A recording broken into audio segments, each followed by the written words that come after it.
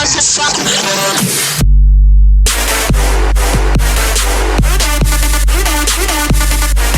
going on YouTube? We're here with another Smite build video. I am your host Shui.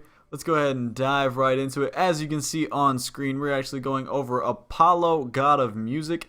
He is probably my top, if not my second top ADC I love to play. He's a lot of fun, guys, and as you can see, I have him ranked 10. So he's a load of fun, and he's a different playstyle from like Neath or Rom or any of the all these other ADCs. He plays a little differently, and I build him a little differently according. So we're gonna go ahead and jump into his abilities right quick. Start off with his passive like always. After 10 successful basic attacks, Apollo gains Audacity, attacking with both hands and increasing his attack speed by 100% for the next 5 basic attacks, hit or miss he makes. 100% attack speed buff, and the buff duration is 5 basic attacks. Pretty simple, guys. You land 10, you get 5 shots for free at twice the speed. So, you know, it's pretty solid. I like it a lot. It really helps you kind of close in those kills. Next one is So Beautiful. It is a line attack. Apollo strums in a single chord on his lyre. It's so beautiful it hurts, and all enemies in a long range line take damage. Successive enemies take 15% reduced damage. Caps out at 300 plus 80% of your physical power. So pretty solid. It does a lot of damage in a straight line. There's no really way to land like collaterals with it due to the fact that it reduces the damage of multiple people hit. But it definitely does a lot of damage and is really, really useful. Next one is Serenade. Apollo uses his amazing voice to mesmerize all nearby enemies, and bolster himself with additional physical protection. Any damage done breaks the effect. God, I cannot read today. Mesmerize lasts for 2.3 seconds, gives you 50 physical protection at cap with 5 seconds of the buff. So it's a pretty solid, it's a stun, it's pretty much a physical buff to yourself. It's really helpful for you to kind of get out of those sticky situations, or also kind of close the gap and keep them in place so you can just do insane damage before they can even do anything to you. Next one is his dash called The Moves. Apollo runs forward and slides on his knees, dealing damage, knocking aside all enemies, and adding a stack of Audacity for each enemy hit. At the end of the slide, the movement speed is decreased for enemies and increased for himself and allies. Does 250 plus 60% of your physical power, and does 25% movement speed, debuff, and buff with a 2-second duration. So for the most part, you kind of want to slide through gods to give yourself a movement speed increase and giving them a movement speed decrease. And also the circle explodes at the end of it. If there's any friendly gods in that circle, they'll actually get the movement speed buff as well. His ultimate is called Across the Sky. Apollo rides his chariot across the sky, choosing when to land, dealing damage every 0.2 seconds for 0.8 seconds as he lands, so 4 ticks, at 170 plus 30% of your physical power. Now, this really isn't a finisher. It's more of an initiator. You can kind of use it as a finisher, but it's mainly an initiator for the most part, and just does a stupid amount of damage if you use it right. Like if you use it into a Serenade, or you use it into the moves, or you use it into a So Beautiful. It's very, very helpful. Let's go ahead and do the ability builder right quick. For those of you that use auto level, I wouldn't recommend auto level, but you know there's some people that use it.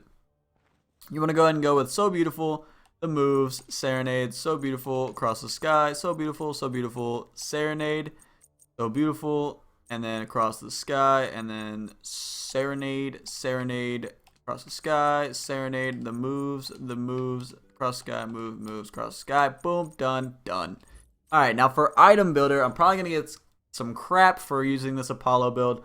A lot of people don't really agree with it. There's a lot of people that are Transcendence Apollo believers. There's a lot of people that are Dev Gloves Apollo believers. I'm actually a Dev Glove believer with Apollo. And there's a lot of people that don't even stack Apollo and they think it's kind of redundant. I am a stacking Dev Glove, but for starters, which pretty much what you want to do is you want to buy the starting of Dev Gloves. I'm going to go to your starter item, grab Bluestone Pendant, and then of course you always want to have your health pot and you always want to have your mana pot. I believe, let me math real quick, 200 from that will leave 1450, so you get 1 pot. I would recommend grabbing a mana pot first because you don't need a health pot due to the fact that you have baby lifesteal from the start of Dev Gloves. Now obviously what you want to get from the start is Devourer's Gauntlet, which gives you 25 physical power and plus 10% lifesteal.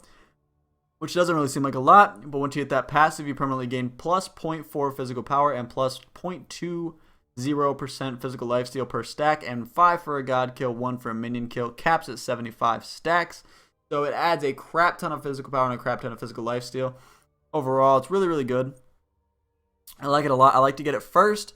That way we can go ahead and get it rolling and online as soon as possible. Next one is, of course, your boots, which we go with Warrior Tabby, which is 40 physical power and 18% movement speed.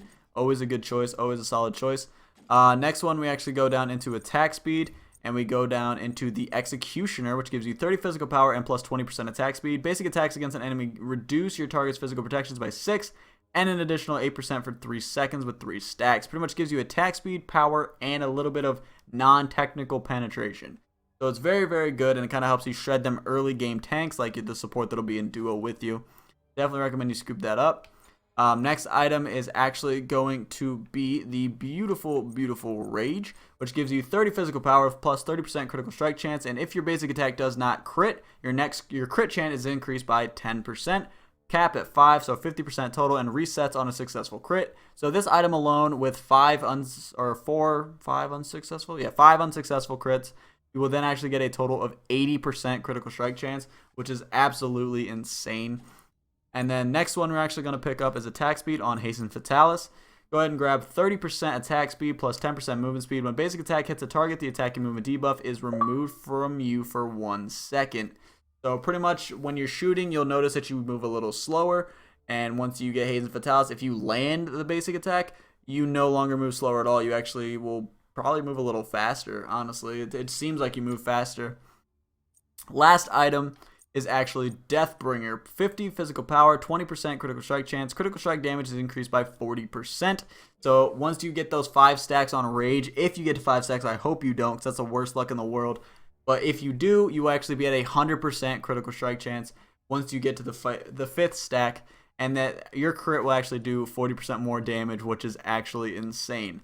Now, what I actually recommend that you build, I'm actually kind of second guessing my Deathbringer now, guys. Yeah, we're going to go ahead and put Deathbringer down here. And we're going to do that if you really want to swing that hard. But what I actually like to build is Jotun's Wrath, which gives you 40 physical power, 150 mana, 11 physical penetration, and 25% CDR. I like Jotun's a lot, actually. It's usually main on junglers, yeah, for the most part. Like, nothing else really builds it. But I actually really enjoy Jotun's on Apollo. It's very, very helpful. The CDR is nice, and the penetration without having to go super heavy is really, really, really nice. The other alternative item I actually recommend is if there's a lot of tank on the other team, so if they have like a tanky jungler, tanky solo, and the support, you definitely want to scoop up Titan's Bane always, because it gives you 33% physical penetration on all your attacks with an additional 30 physical power. So definitely scoop that up if you absolutely need it. And of course, I always go over here and I throw down my Sentry Ward, and I throw down my basic ward. So that's very helpful right there. Just kind of keep them there so you don't really have to go far for any of your pots. And then we go over here to throw down your actives. I like to get Greater Aegis because I know how to use it in clutch situations. So I definitely recommend you grab that if you can train yourself to do so. If not, get the Aegis Pendant, which then allows you to move while you're immune, so you don't have to actually wait and still. You can just use it and go. I use Greater Aegis, but definitely the other one's just as good and is actually... Some think it's better just due to the fact that you can actually move. The last item is, of course, you're an ADC. So you guys already know what it's going to be. It's Greater Purification Beads, which pretty much makes you CC immune, and you really get away from everything. So it's fantastic. I like it a lot. And those are pretty much clutch. And that's actually about it for the build, guys. We're going to go ahead and throw everything on here that we... Why is it going on? That was weird. All right. For the overall stats, you're going to be 257 on your basic attack, 165 physical power, 1.75 attack speed, 10 life steal, 11 physical penetration, 30 critical chance, 66 protection physical, 48 protection magical, 1990 health with 22 HP 5, 465 movement speed with 25% CDR, 1175 mana with 13 MP 5, guys. Now, if you did enjoy this video with me updating the Apollo video and you do enjoy this hyper carry build, make sure you go ahead and hit that thumbs up for me because you already know support's greatly appreciated. Also, if you have any other builds you'd like to see, go ahead and comment those down below. I'm getting a bunch of recommendations on my Neath video. I'd like to see some more on my Apollo. And go ahead as well, if this is the first video you've ever seen of me and you like my voice, you like the way I play or the way I explain and the way I display, go ahead and hit the subscribe button as well, because you already know it's where all the cool kids hang out. Become part of the Shrew crew, learn a thing or two about something that we like to call Smite. But I'm going to go ahead and get out of here, guys. I will talk to you in the next video. Peace!